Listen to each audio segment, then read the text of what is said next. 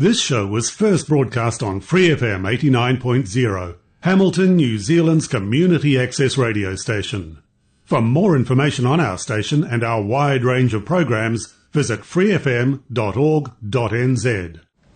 Greetings, I am Barry. This is The Voice Within. Now, we've got a special guest on the phone later on, but I thought we'd start off with one of Alan Watts's little talks. Now, regular listeners remember that Alan Watts was an English guy who was born in 1915, died in 1973, and he produced lots and lots of little talks that he did about how the world was in those times, and it's all still relevant today. It's still the same problems we had. I mean, he died in 73, so it was way before that. So we've had all these same problems. This is him talking about how we're going to change ourselves.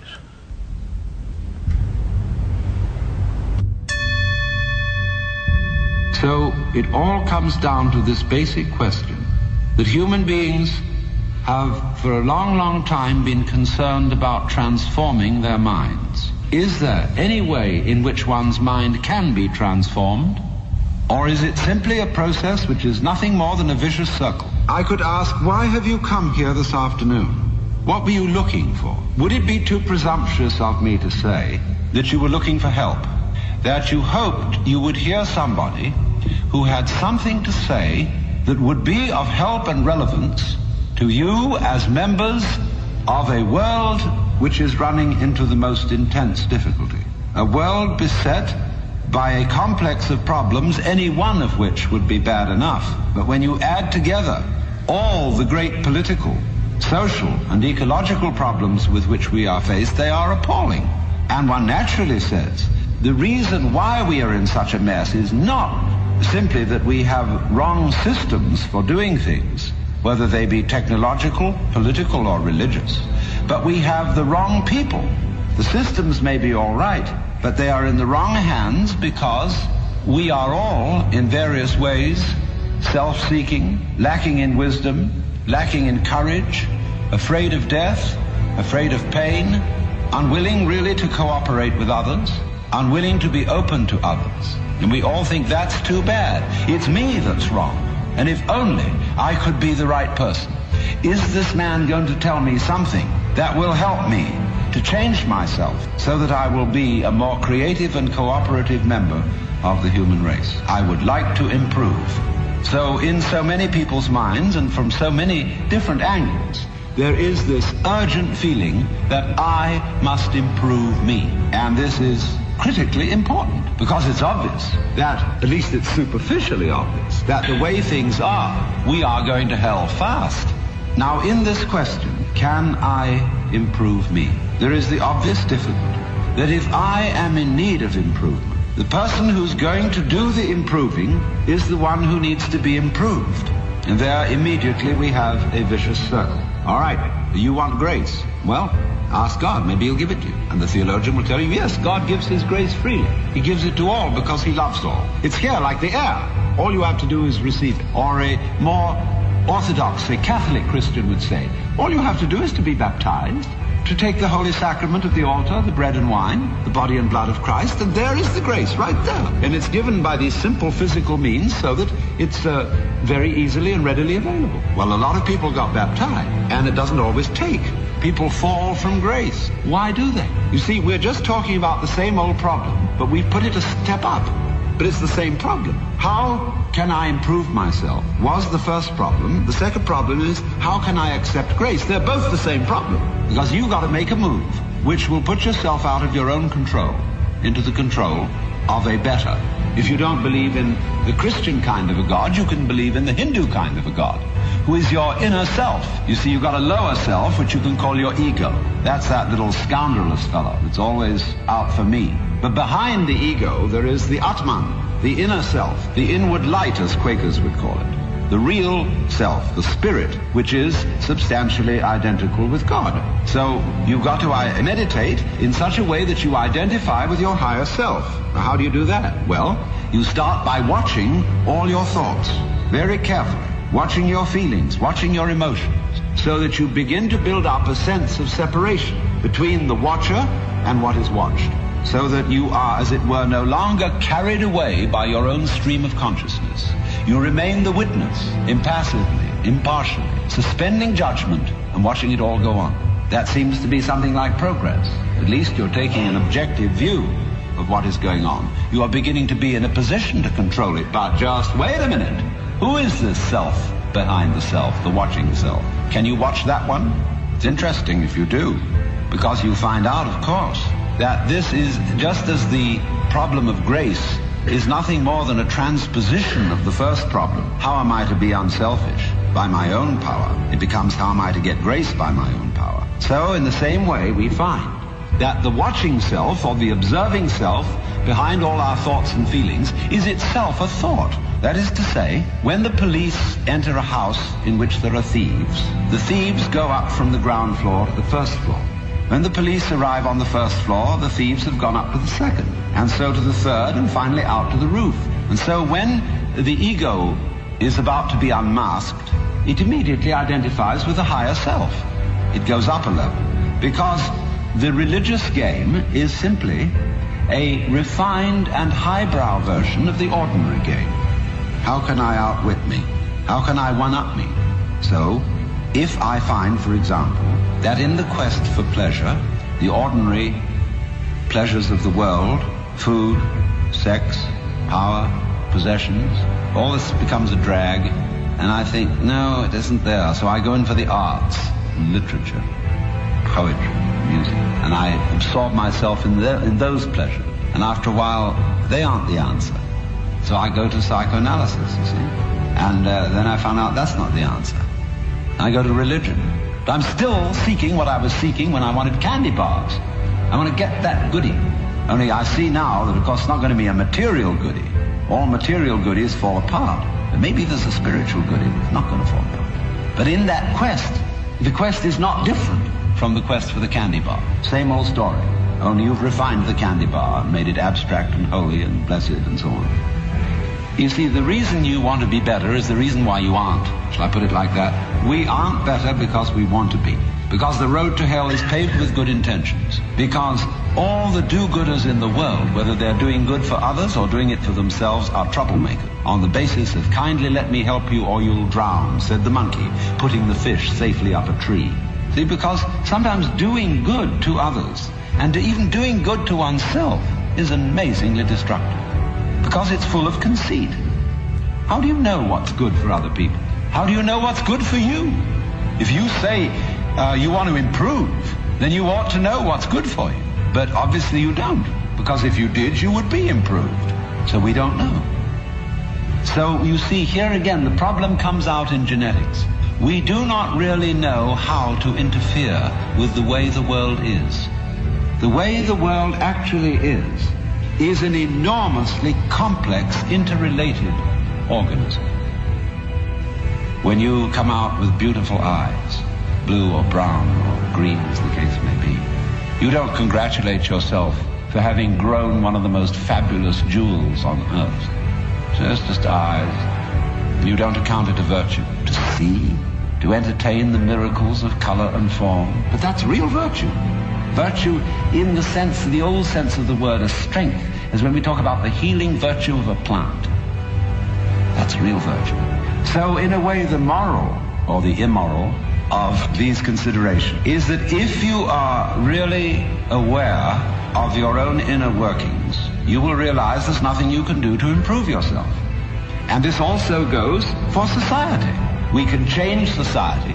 We can get enormous enthusiasm going out of the idea that there is a revolution afoot and that this revolution is going to set everything to right. Do you know a revolution that ever set anything to right?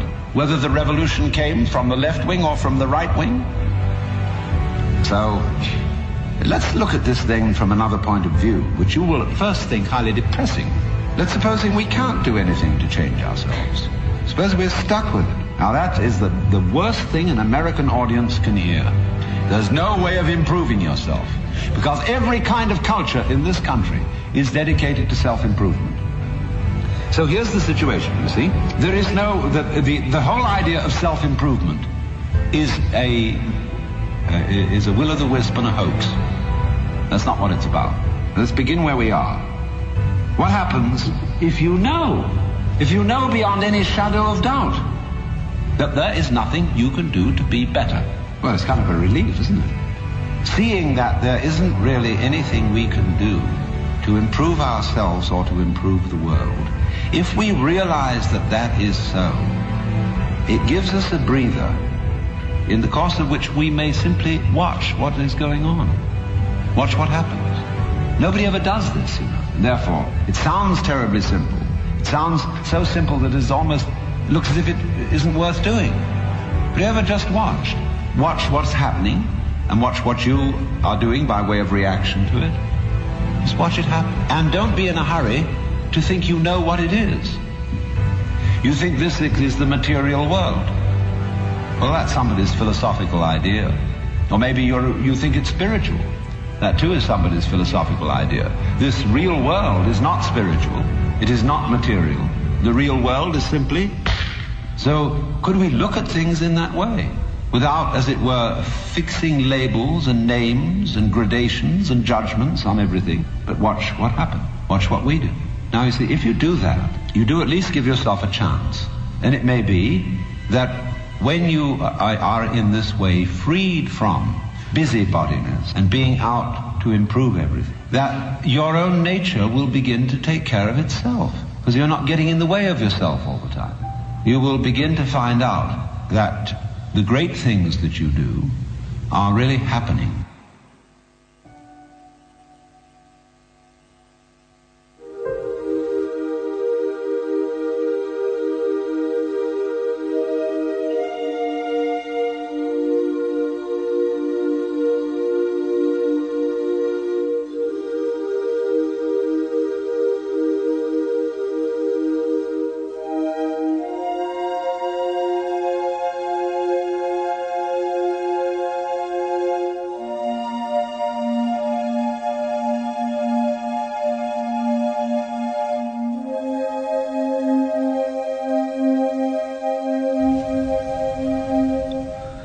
Alan Watts and How to Make Yourself a Better Person.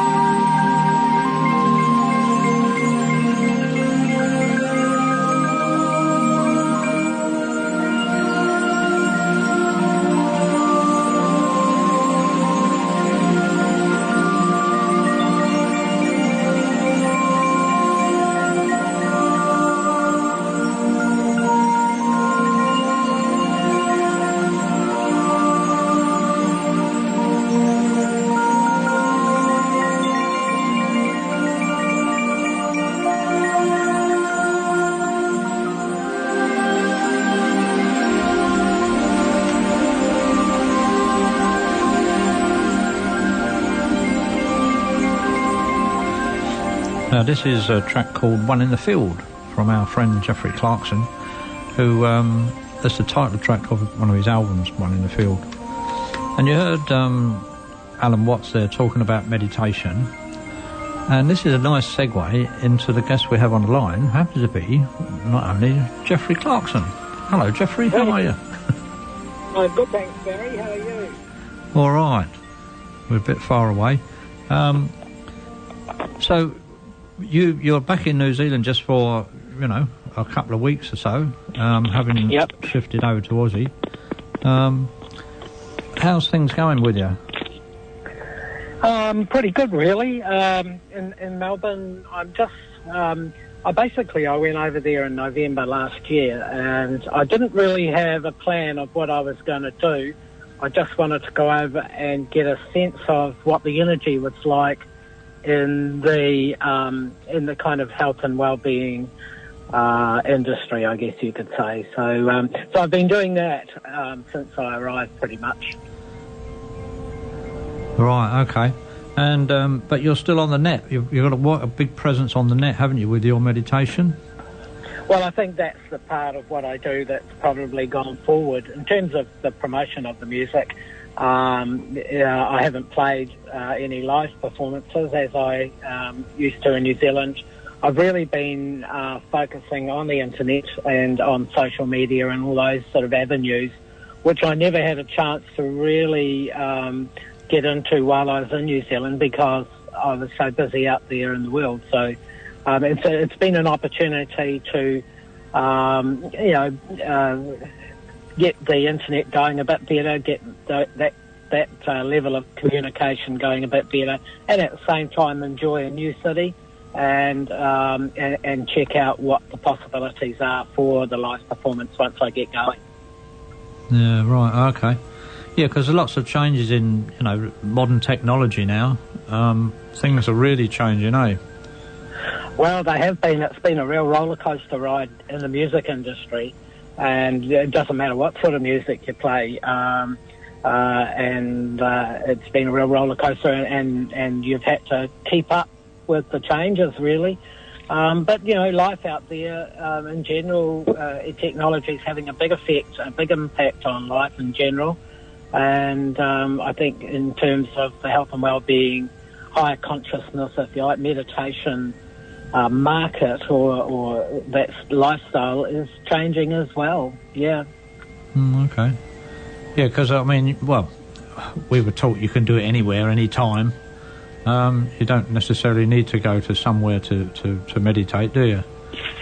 No, and I think that's one of the changes that's happening. Well, it's been happening for years, and a lot of people who have learned to meditate in the traditional style they haven't always gone back to where they've learned it, and they've practiced it at home. So, but it's certainly, it's an individual practice, isn't it, meditation? And I've been promoting my Simply Stillness approach to meditation, being a simple approach, and it's quite appealing to kind of mainstream people that don't want to get too involved in a spiritual culture, if you like, people that just have ordinary everyday jobs, and because I think that meditation is a very simple and easy and very natural practice for human beings. I don't think we're quite used to that. Most of us have lives out there in the world that don't include meditation, and I think it makes such a big difference to people's lives that my priority has been to get that word out there that, hey, meditation is very simple, very easy, very natural, and anyone can do it. And when you do it, it makes a big difference to your life. Yeah. Oh, yeah, definitely. Yeah. I mean, you go and find out all the answers you've been wondering about for a while. Yeah, absolutely. And I think it's really, at the moment, it's about educating the public. That's the emphasis, and that letting them know that this is so, that it's actually, they can still do everything they do during the day, but it's not hard to fit in a 20-minute meditation every day. And and as far as I'm concerned, I've been working with meditation music for over 30 years now, and if you use the music, if you haven't meditated before, and you tried it, and it's really hard to do without music, because people that are really busy in life tend to have very busy minds, and when they sit down to meditate, that busyness starts up, and so they get a bit sort of frustrated that meditation doesn't bring the peace that it promises. And whereas when they use the music, it really helps them to go into those deeper states. It calms the mind, it calms the busy mind, and they do get the benefits of meditation, and they do go into those deep states of relaxation almost immediately when they use the music. So I've been linking the music to my meditation approach for people, for newbies to meditation. Right, yeah, okay. Yeah, because, I mean, a lot of your tracks are sort of 20 minutes, which are just sort of ideal for a meditation, eh? Yeah, they are. We've actually been, while I haven't been performing live, obviously I've been able to have more time at home on the computer, and apart from doing all the social media communications, we've been, myself and Alexia, my daughter, have been going through the old tracks and remastering those tracks, some of those old Butterfly, Transformation, Songbird, Rainbow Forest, all those long 20-minute tracks I wrote 25 years ago. We've been bringing them up to scratch and adding little bits in, just to bring them up to today's technical standards, and we've been releasing those tracks one by one as digital downloads. So we haven't been putting them on a CD. We've been just releasing this digital downloads at $6, $5.99 each off our website. And so we now have 18 of them, 18 tracks that are all longer than 20 minutes. And they're all, as people that know my music will know that all the tracks have a slightly different energy. And so you can, the idea is for people to use those tracks and meditate to them all. Meditate to one day, one the next one, and get a sense of where I was going with this music for healing, music for meditation. And sometimes a favourite, people will get a favourite, or one that really resonates with them, one that helps them to meditate really easy, and that's the one to use more often than the others. But they all have a, it's been quite an exercise for me going back over all those old tracks and remembering where I was at that time of my life. And gosh, some of those tracks like Butterfly, I was in a totally different place. I mean, I was meditating, but, it was a different stage of my life altogether. Right. Yeah, because, I mean, how old is that now, Butterfly? Well, Butterfly is 30 years old. Okay, yeah, because I remember having it on a tape. Yeah.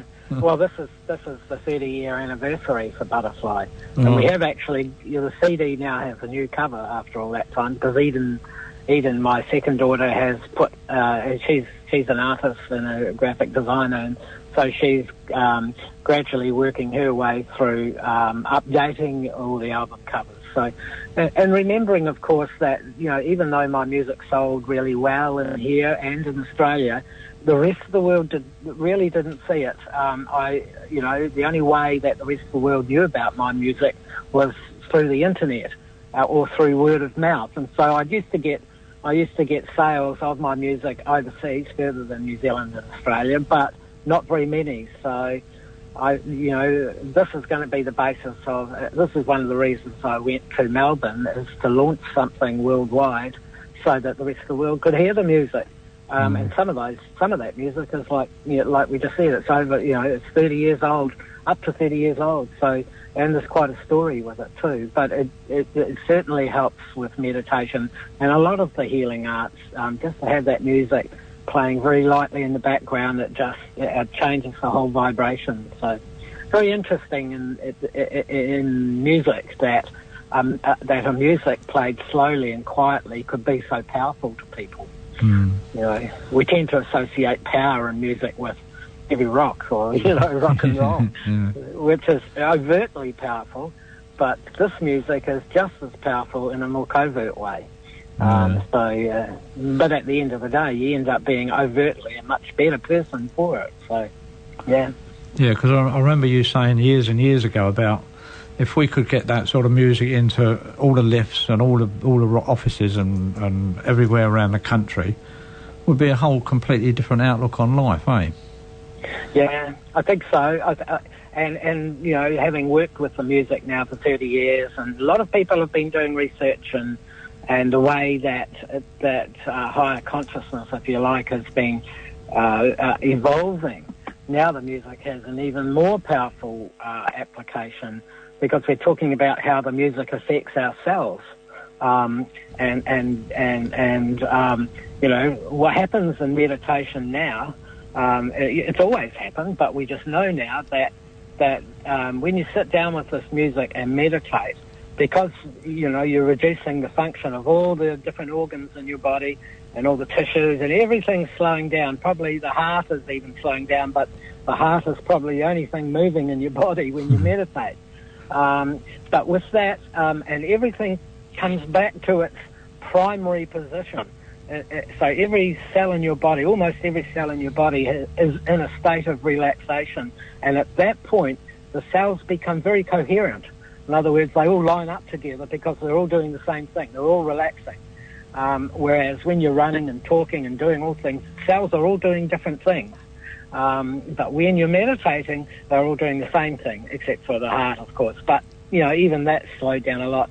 But what it does is it resets the body, and with the cells, it really helps the cells to be more coherent with each other. So the end result is that you can think more clearly, that you're not as overtly emotional one way or the other. You're more balanced emotionally, and you're happier and healthier. And all these benefits we're seeing that meditation gives us are a result of what's happening at a cellular level when we meditate. And the music helps that process too, because the vibration in the music is not only very relaxing to listen to, but, you know, it's helping that process of coherency with the cells. So it really does have a scientific effect on us, if you like. We're starting to discover what the effects are actually are doing for us, and they're all very, very advantageous to our health and well-being.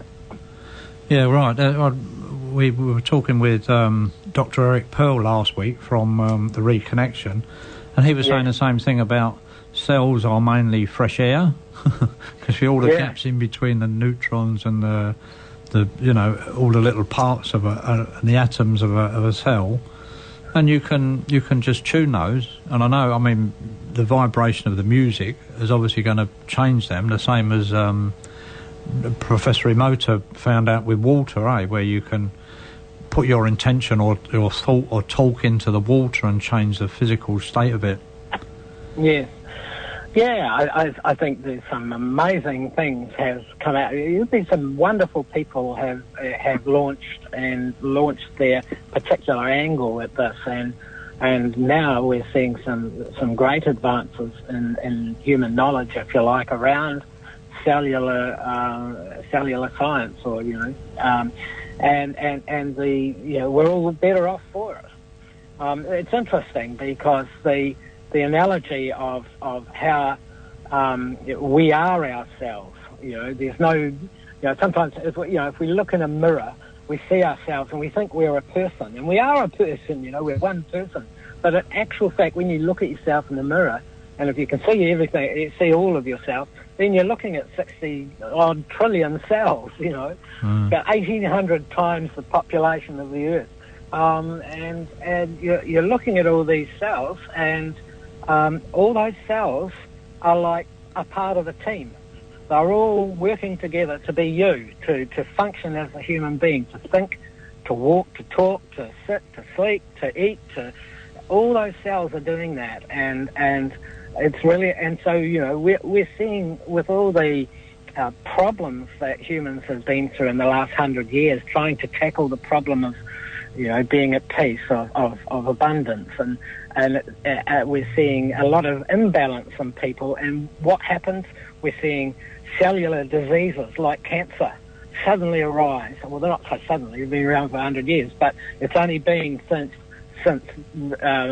recent development that we've seen these new diseases of cellular diseases. So it's really important that we as human beings not only care for our own cells, but that as a human race, each of us are like a cell, and the human race is like the human body. And so we have to take care of that too. So, it's a bit like energy fields in fish and birds that swim together and fly together, and they do such acrobatic things in the water and in the air, and yet they never have a collision. And science looks at that and thinks, well, how come they don't, how come they're so well coordinated? Well, when they get close together, they become one thing. And so do we, actually. But it's not so noticeable in humans that we do that, because we tend not to look at the subtleties of life. So, people that go to work every day 9 till 5, for instance, you ask a person, well, why do you do that? Why don't you change your hours? Why don't you work at some other time? Most people would say, oh, well, I do it because everybody else does it, and it's part of the whole thing. That's exactly what energy fields do.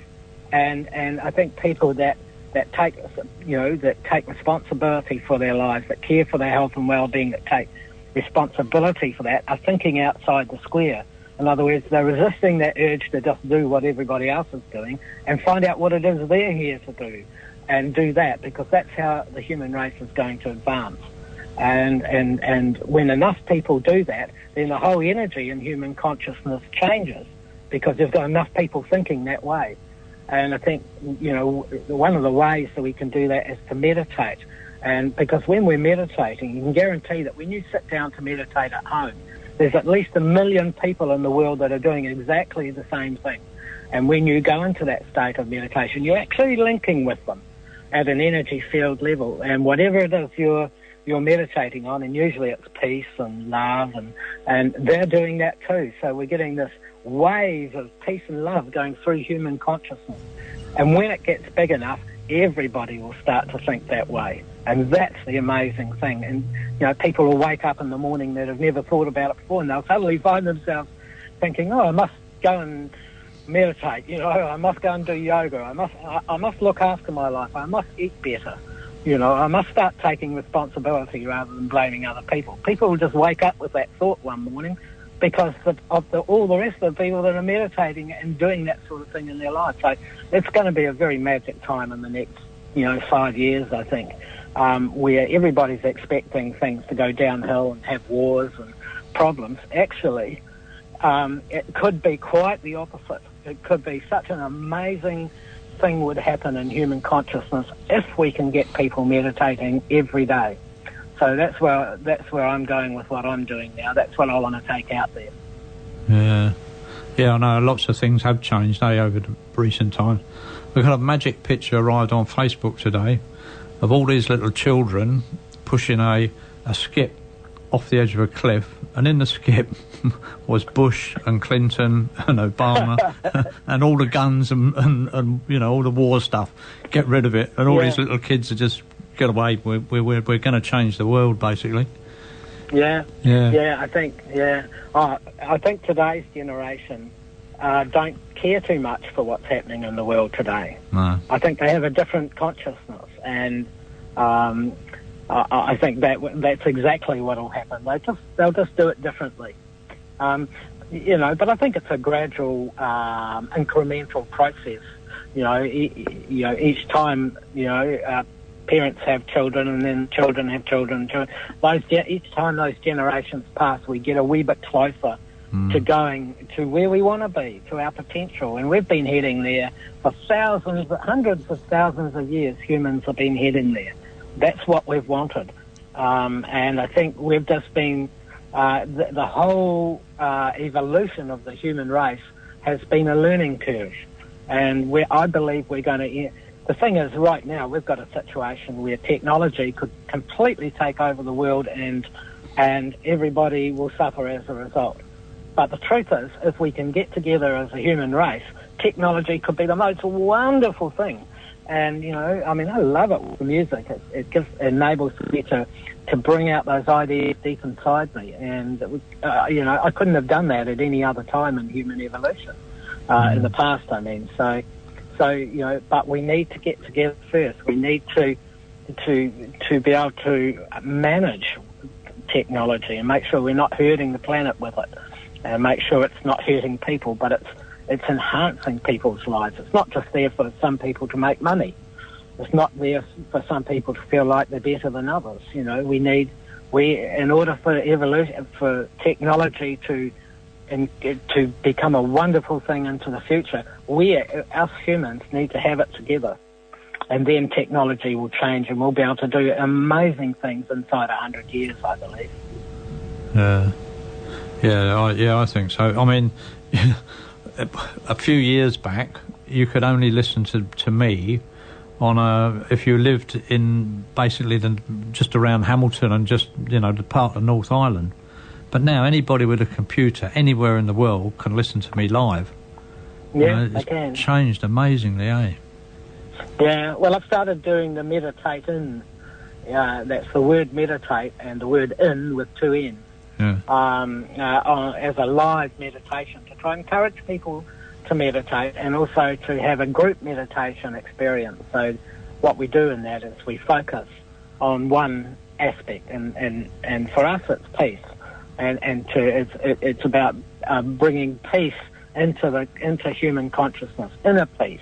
Not peace as in we're not going to fight anymore, but peace like that people have a place within them, which is a very peaceful place.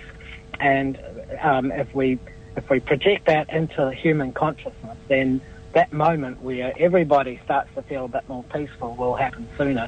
And so, the internet's a great vehicle for doing that to the world, as you say. Anybody in the world can tune in. Yeah, amazing. So it's weekly your meditation, meditating. Yeah, it's weekly on a Sunday. In New Zealand, it's about 7 p.m. and you can go on to just type the words into your browser, meditate in a gap, and then INN, and it'll lead you to the site and to the next broadcast. But if you're on Facebook, I have a meditating page, and I have one on Twitter as well. So it's easy to find. Right. Yeah. So it's JEFFREE we're looking for, eh? Yes. Yep. Well, you can go and here's another thing: is that the website, my personal website is www.jeffree.co.nz. So if you dial up that, you'll go straight to my website. Now, on there you'll find all the meditate-in broadcast times and dates, but also you can get free music, and you'll be able to access that list of music that we've currently been remastering, and we now have 18 tracks. It's called the Meditation Series, and you'll be able to access those tracks and download them if you want. You also get a free track right at the start. So if you sign up on our list, you get a free guided meditation just to get you. If you're not a meditator, then it'll help you to get going. So it's got the voiceover, the music. So yeah, so that's good. But I think the key is, as I said, it all comes down to inner peace.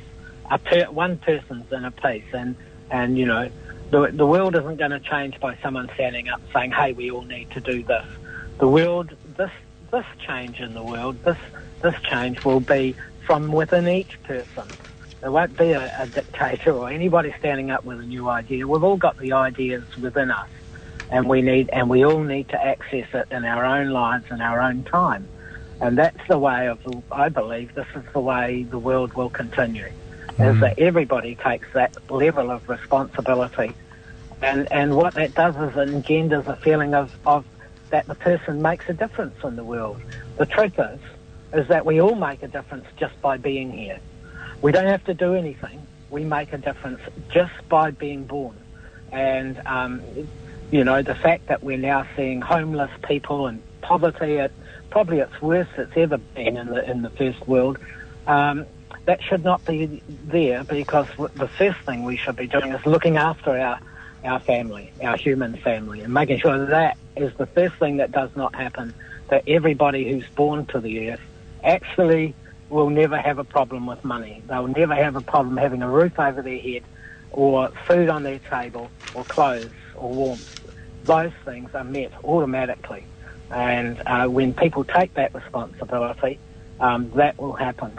But at the moment, people are a wee bit, blasé about the whole thing, They're a bit scared to let go. They're a bit scared to change. But as I say, meditating and changing people's thoughts within human consciousness, changing those thoughts to be peaceful thoughts, changing those thoughts to help the person believe in themselves, to know that they make a difference in the world, and then they will make that move.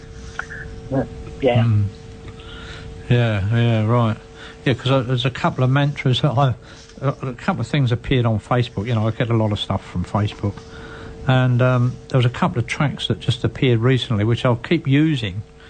And one is, which is exactly what you've been talking about, we were all human until race disconnected us, religion separated us, politics divided us, and wealth classified us. Yeah. So, we're all one, but it's, things have split us apart. Ain't that the way it's been? And your first words were the true ones, is that we're all human. Yeah. And yes, we do have a soul, but a person's spirituality is up to them. Spirituality is kind of a personal thing, really. We all have to have a personal experience of it.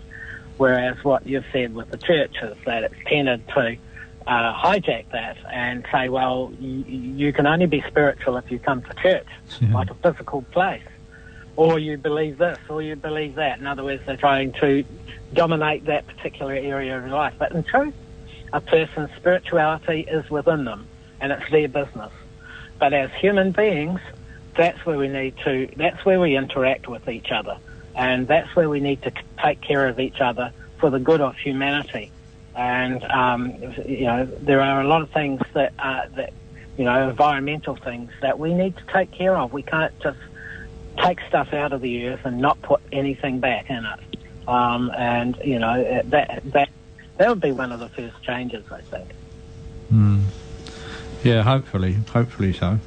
The whole aspect of inner peace is very interesting, and I wrote about it in my book, The Key of Peace.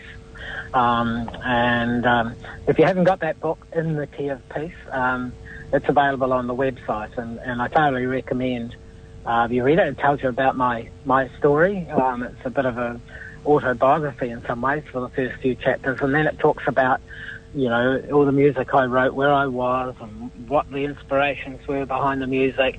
And then it goes into simply stillness, the meditation approach, the simple approach to being able to meditate daily.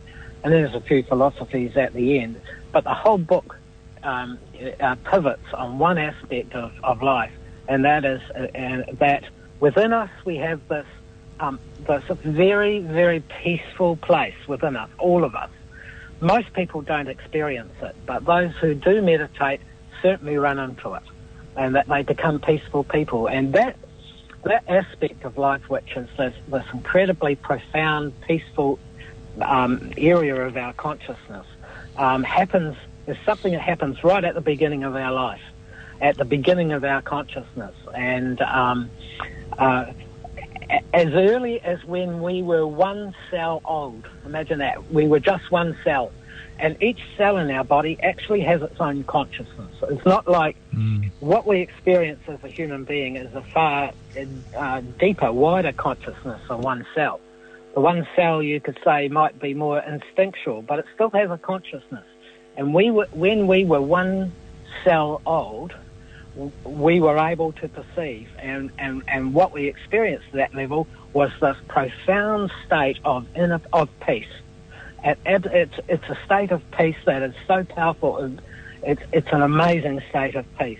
It's like the experience of what people would call nirvana or heaven, and each time we got a new cell, and of course we've got 60 odd trillion of them, that peace multiplied. Finally, when we got born, of course, we had, even in the womb, some of us had problems. When we got born, we had more problems, and we had all sorts, and then we had to learn to be a human being.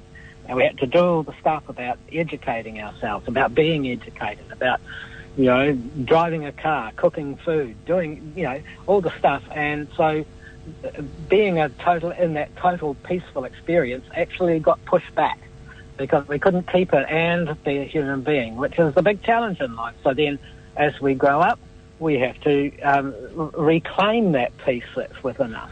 And meditation is the only way to do it. Meditation is the only way to do it. That you can reclaim the inner peace that you experienced at the very beginning of your life.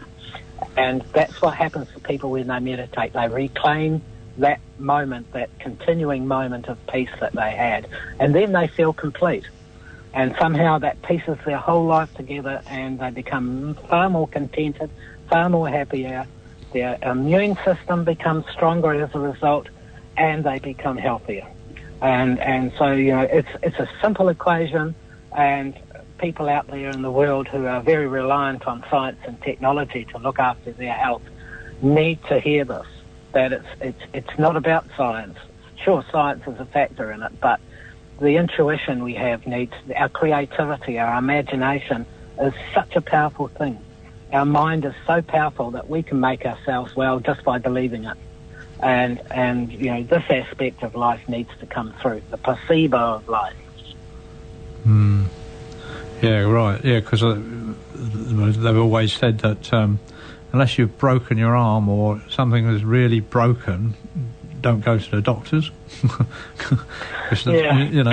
You can fix most other stuff yourself.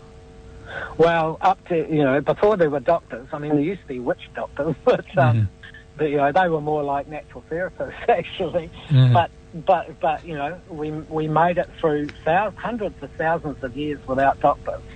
The fact that we're here today is because, of all those years that passed by.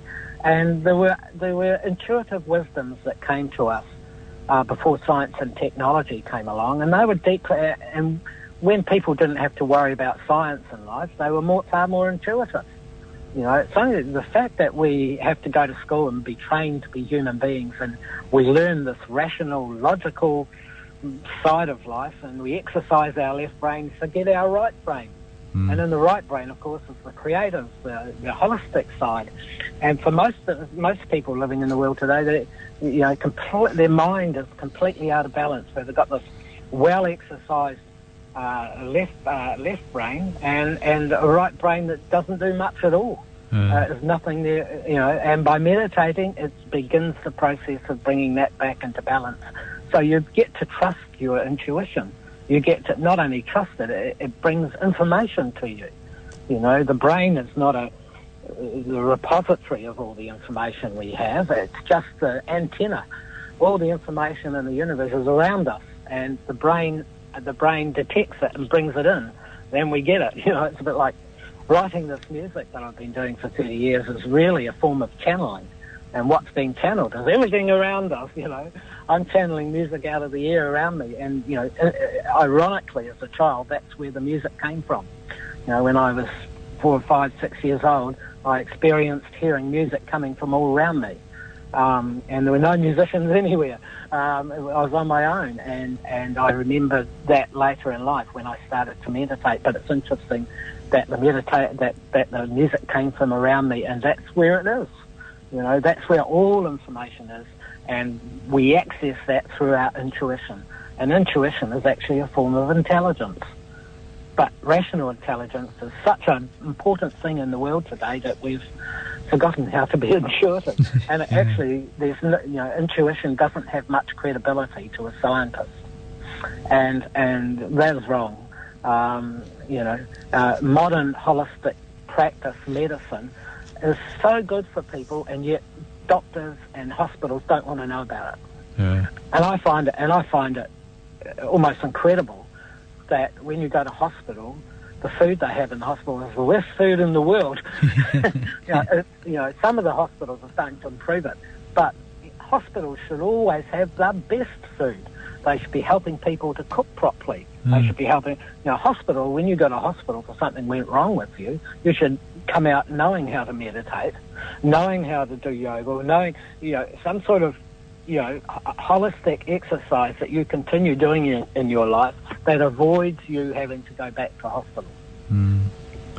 Yeah, but I mean, the schooling is a problem, because I know people who've got untold letters after their name, been to university, got all sorts of things hanging on the wall, haven't got a bit of common sense, No. And it's interesting that you say that, because common sense is probably what you might term as an old person's language. You don't hear young people using it at all. But it's not that I have a problem with that, but old people didn't have that forced education that we have today. And so they had a bit of common sense, and common sense was intuitive. Basically, it was intuitive. Yeah. I mean, that's exactly what we're saying. That you've lost the right half of your brain is being sucked into the system, and the other rest of it's not getting used, or Yeah, well, if you don't, you lose it, you use it. There's a good saying. Yeah. For a lot of people, they'd like to be creative, but most people would say, well, I haven't got time. Right, They haven't got time because they're busy making a living using their rational intelligence, And there's no time there's no magic in it. There's no possibility for anything other than what science tells you is possible. And so people have lost their magic. They've become machines, and they're not happy. The truth is, they're not happy. And it would be interesting. I've always, I have this idea that we are having. You talk about the Bushes and the Clintons and things, and the world leaders that the young people are tipping off the edge of the cliff. Elections, for one, we don't think very much of politicians, and that shouldn't be like that. So obviously we've voted in the people we don't like. There's a strange thing to do.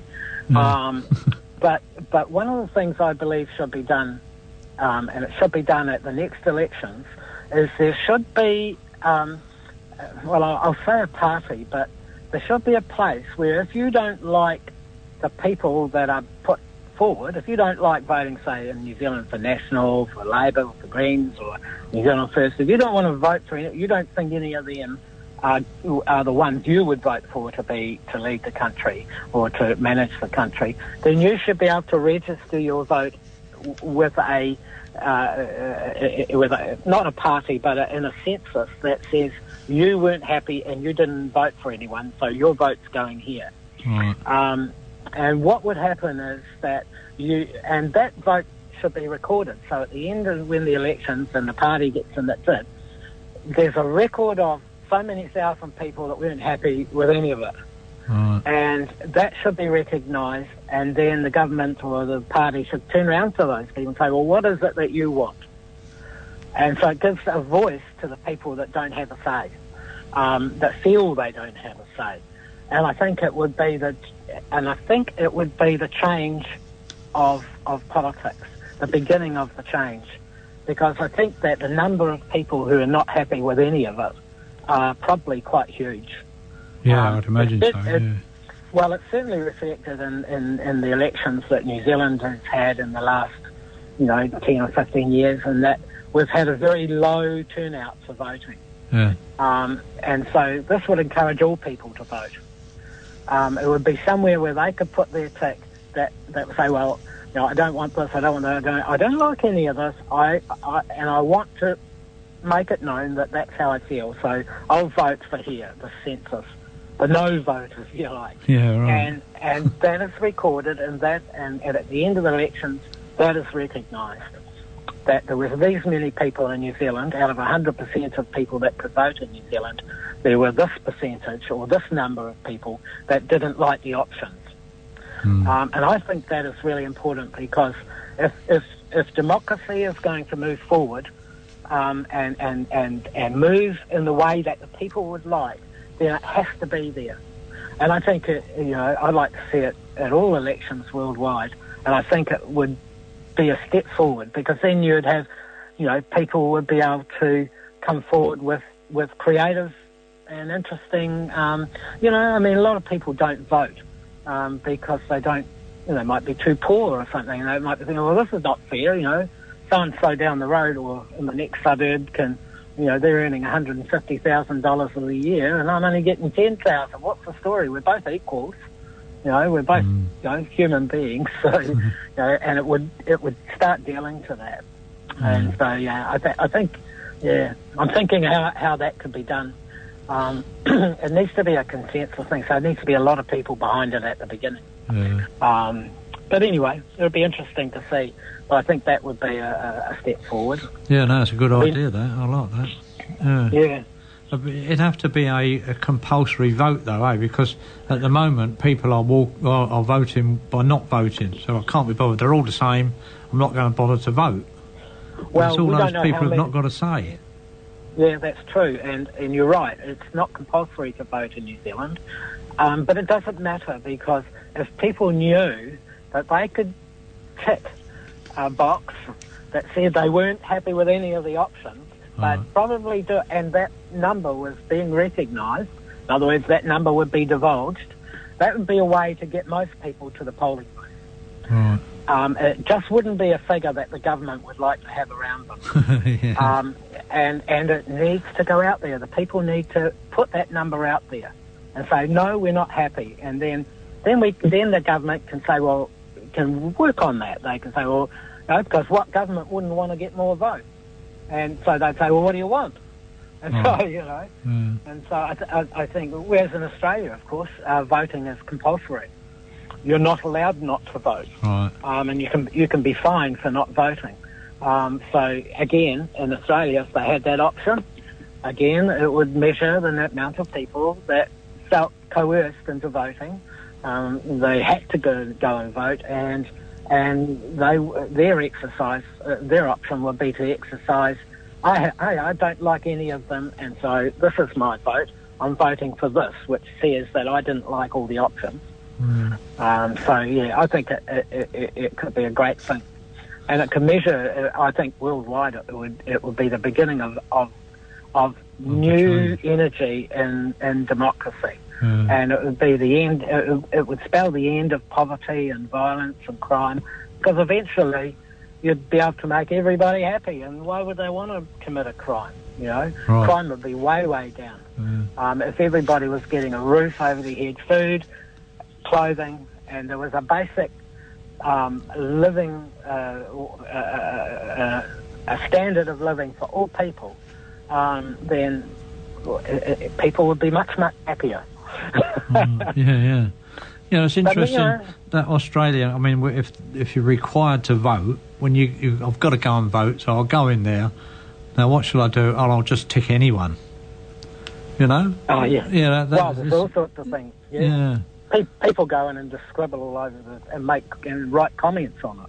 Oh, okay. Avoid the vote. Yeah. They just go in and put a stupid comment on it, like I don't like any of you. You know. Yeah. So it would avoid, because I think it's better. But anyway, going back to, people finding their inner peace, meditating every day is something we need to make time for in our lives. And, because you're right, we've only got half a brain, we've only got this analytical intellect, academic intellect, if you like, and we've got no intuition and no creativity, and we need to have that. It's very important. That we have that. And there are at least half or probably more of the world's population who are creative people and who don't really connect with the rational side of life. They're not great mathematicians. They're not really interested in science and technology. They want to paint, or they want to make music, or they want to write stories or books, or, and all those things are valuable contributions to the world, but artists tend to be people that have day jobs, unless they're the elite few that do well. And I don't think that's right. I think that artists provide the beauty in the world, and we need a lot more of it. Right. Yeah, my daughter, she never did drawings as much as, but now she's got, all the kids are growing up, she just started painting, and brilliant. Magical pictures she does, Yeah. It's been there all the time, but it's work, raise the kids, go to work, raise the kids, stuck in that sort of that trough, Getting that I mean, a lot of parents have been told that they're not that that school is where the child should be, that the parents don't have the wherefore to teach their children. Yeah, well, I actually homeschooled my 4 children, and they integrated themselves into life quite nicely. And they certainly didn't have a problem with peer pressure and feeling like they had to do this or had to do that. They found a niche that they could apply their passion to, and I think that's the key, is that there's a huge percentage of human beings who have come here to be creative. Sure, they can contribute to the world, but anyway, you can always find out if you're one of them, because when you meditate, it will come to you. If you happen to find yourself as working in a bank as a bank teller or something, and then you start meditating, you suddenly realise you're an artistic person. How good is that? Find out, Just out of interest, you never had sort of strict timetables for your kids then when you were teaching them? So that, we're doing maths for an hour and then we change to English and we do something else for an hour or another hour? Or were they allowed to flow? Well, if I'd done that, if I'd structured it that precisely, I might as well have sent them to school. Yeah. Right, No, what we did, and I used to help coordinate. At the time I was living north of Auckland, and I helped coordinate the Warkworth homeschoolers group, and there was probably 20 or 30 families involved in that, and most of them, the majority of them, there were a few that were very, very structured, like as you say, an hour of maths, an hour of but most of them classified themselves as unschoolers, UN-schoolers. In other words, the idea was to let the child say how they, let the child develop naturally and be there for them, provide the resources for them when they needed it, but not to force feed them into anything. If anything, it was a useful observation to see what children would do intuitively. And there's a lot of, I think that a lot of the knowledge that's come out of homeschooling has contributed to primary schools being better run, actually, today, because primary schools aren't too bad. They do actually acknowledge the creativity in a child. It's just when it gets to high school they forget about it. Right. And I think that, that's the worst time to forget about it, because this child has just gone through puberty or just going through puberty. Everything in their life is changing. And now you're going to burden them with, well, you have to make up your mind what you're going to do in your life, because, and then you need to pass your NCEA and get into university. And we're going to force you to, by the way, because the funding for our school is dependent on how many we can get through NCEA. And so, you start to get pushed into that. You just got to do it, and you don't have a say in it. And children that naturally are academic can do very well, obviously, but the majority of children, they're not happy at all. And isn't that quite obvious out there? Oh, yeah. I think it's got a lot to do with teenage suicide, to be quite honest. It's just perpetuating the wheel that began, sure, when they were a young child and they didn't get that love, when they had absent parents and they didn't feel love. But, secondary schools just perpetuate that for some students. And, when I say some, it's probably the majority. Right. Yeah, I've got grandchildren from about 5, 6 to 17, 18. And the little one, they've got this group classroom in the infants where they were 2 or 3 teachers in a big group. And he was doing something, and they said, no, come, you've got to go do this. And he said, no, I'm doing this. I'm working on this now. And he got to tell his mum, you shouldn't have done that. He should have come when he was told. When he was working on a project, he was doing something, teaching himself. Yeah. And then my oldest grandson, he wants to be an artist, but because the way the curriculum was laid out, what he wanted to do, he couldn't do because it clashed with something else he was doing. So he had to go and do some odd thing that he really didn't want to know anything about, like, ancient history or whatever. Yeah. You know, And that wasn't crazy. useful to him. Yeah. No use at all. Yeah.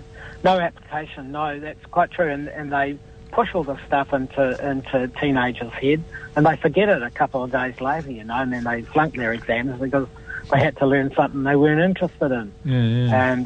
And you know, children should be, if you're going to rate the intelligence of a human being, it has to be at what they enjoy to do. It has to be. Yeah. So, you know, you can't run schools in the general sense. You can't put, you know, all the 13-year-olds or 15-year-olds in a class and think that they're all the same, because they're all different. And so how do you teach students individually? Well, you let them do it.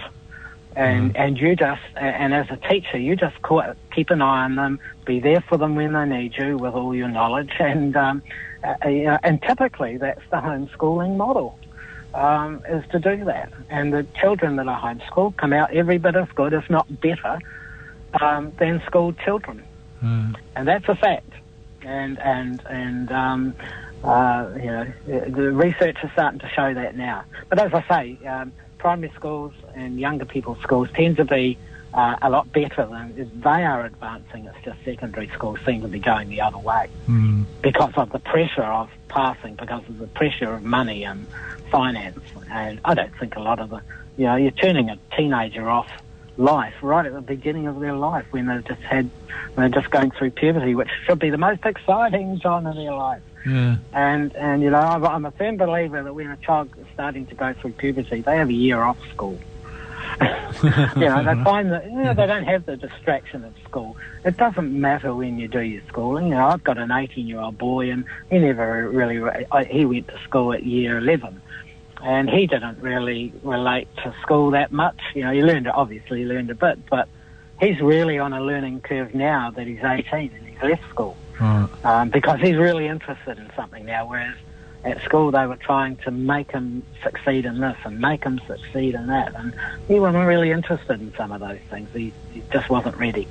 Yeah, right. But anyway, it's a useful conversation, education. But it does come back to meditation, to getting in touch with that inner peace, because that inner peace, that inner self that you can access through meditation is the same place where the blueprint, if you like, for your life is stored. You know, so if you're not sure about what you're here to do, meditate daily, and after a while you certainly find that out.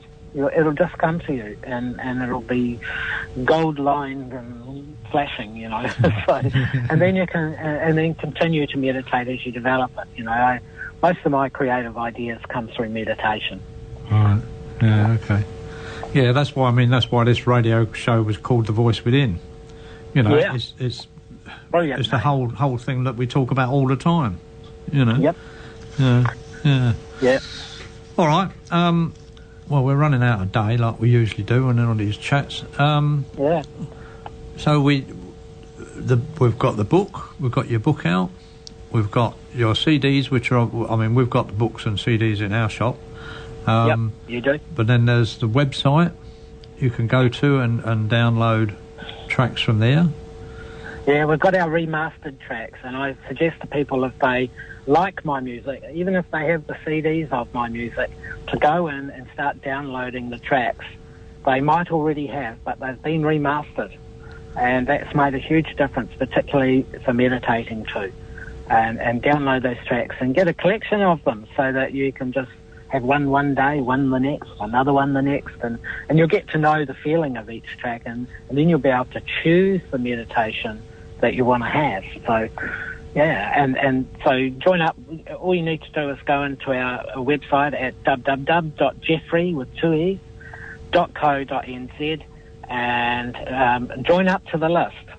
List is a good thing. I do a newsletter every couple of weeks, and I do what we call a journal entry or a blog every other couple of weeks, and then we offer free tracks, free music, and and I'm on Facebook and Twitter and all that. So it's a lot of fun. So I'd love people to join up with me And you might be one of those people that want to help get the word out there. And I'm considering forming a team of people to come with me and do this world tour, and try and get the word out there. So if anybody's really interested in doing that exciting little thing, and our meditators, they contact me through the website. Get on my list. All right. Yeah, okay. And then you were telling me about you've got some new sort of ideas coming up in the pipeline, or different sort of digital music things, or... Yeah, well, having this time away from live performance has been quite good because, yes, I am working on new pieces of music now, and I haven't been able to do that for a little while since Breathing Space. I've been able to work on new music, so there will be new music coming out, and as it comes out, we will instantly, as soon as it's finished, instead of going to CD with it, we'll be going instantly to the website. So if you're on that list, you'll be the first person to hear that new music, and it might only be a week after I finish writing it. Right. And it would be nice to, not that I wish for things to go wrong in the world, but I know there will be challenges for humans, and I'd like to be able to release a piece of music for everybody to meditate to if we get problems in the world that need collective consciousness to focus healing energy at. And so I'll be releasing music if we get a problem in the world, like some sort of natural disaster or some war starts up somewhere and it's not good.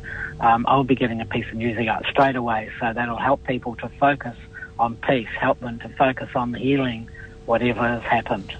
So we can all contribute, as meditators, we can all contribute to that from our own home, sitting in our own lounge in front of our computer. So it's all good. Yeah, fair enough. So how many CDs have you got out now? I forgot. I've got 11 CDs 11, currently on the market. Yeah, 11, and one of those is a double CD, so effectively 12 CDs. So the one that's doing really well at the moment, obviously, One in the Field, is still going very well. It's not meditative right through, but there's certain parts of it that are definitely meditative, but it also has an uplifting energy, and it has a feeling of a new way of life. So once you're meditating, you tend to feel upbeat a bit and feel quite happy and relaxed, and that's the feeling of the album of One in the Field.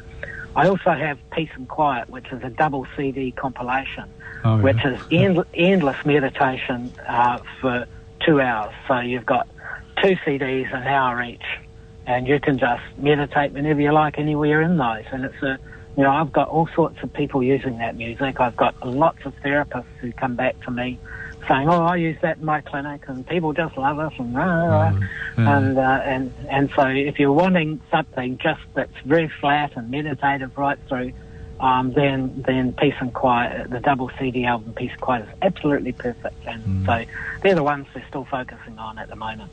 Right. Cool. All right, Jeffrey, well, it was nice to catch up with you. Yes, it's been great, and I'm so glad I called round to your shop the other day. And, yeah, it was a shock of my life when you walked in. So I thought you were still in Aussie. Yeah, well, it's been a wonderful little trip out here. I came out here because my birthday is the last birthday for all our family each year. So, so I came out to have a family birthday, and so we were all there. It's been decided I would stay in New Zealand for a few extra weeks. So trouble was I didn't have a car to get around, and this is where kindness is just a wonderful thing in life.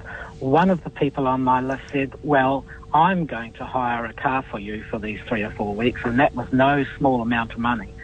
And so I want you to accept this. Well, I did accept that, and I'm so grateful and so thankful that there are people in the world who want the change so much that they would just go out of their way to make things possible. So that's the sort of people we have on my list, and I'm so proud and I'm so overwhelmed at times when I think about it. But really, it's about getting that word, getting people to meditate, and that's not just my idea.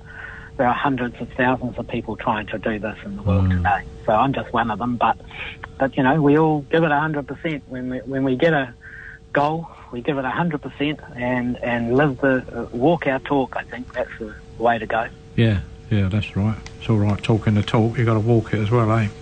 Yeah. And at the same time, be easy on yourself if you slip every so often. No one's perfect. and you know, the main thing is to love who you are, no matter what happens, and keep doing that. Don't stop. Don't stop meditating either. No, fair enough. All right, Jeff, thanks very much. And thank you, Barry, and thanks once again. I look forward to maybe chatting again soon. Yeah. Well, you know where I am. Anyway, When the new music comes out, or you know, something goes on, just give us a ring or text or email. I'll definitely be doing that. Yeah. Yep. And we'll get into it. And if you're out there listening to this program, you know, get in touch with me. Go to the website and send me a message. Love to hear from you. Great. All right. Thanks, Jeff. Okay. We'll catch up soon. Blessings and peace to you and your audience, Barry. Thank you. As you, look after yourself, mate. Okay. Blessings. Bye for now. Bye. Okay. Bye.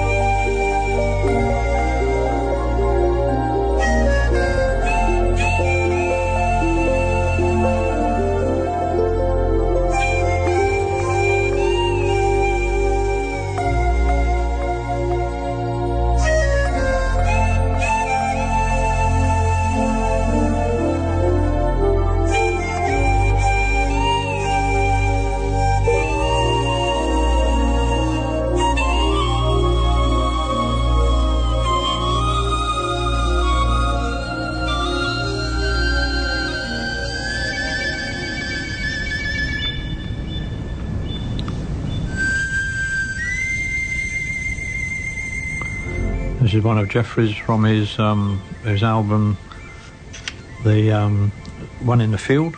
This is called The Pipes of Peace. And he wrote on the cover, "From deepest valleys of Celt Acacia sound the pipes that lead me home. Take me back to where I'm going. Walk beside me, ne'er alone. Home is where my heart is peace. F is the key this place I know. G in gratitude arriving. I always knew the way to go."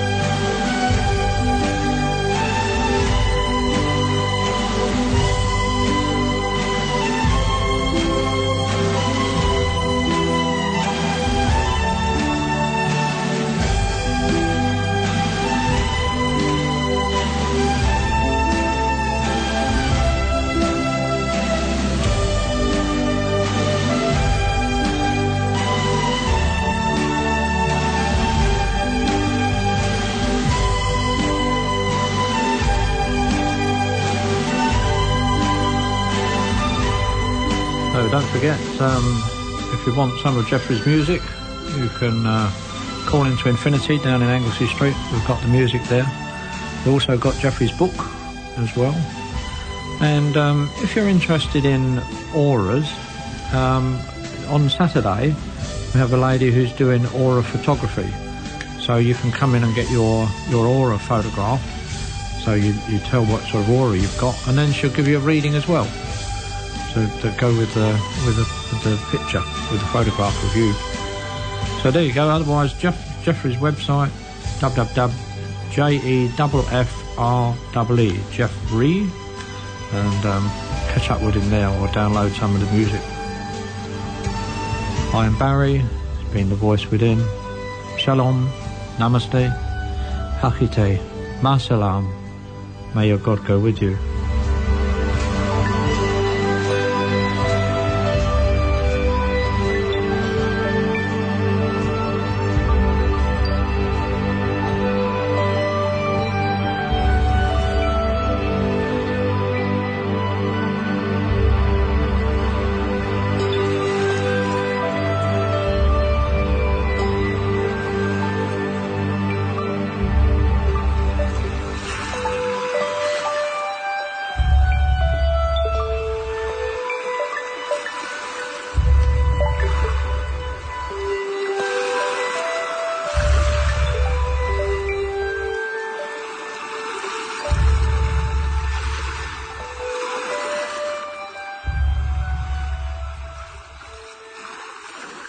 For more episodes of this community access radio show, please visit freefm.org.nz.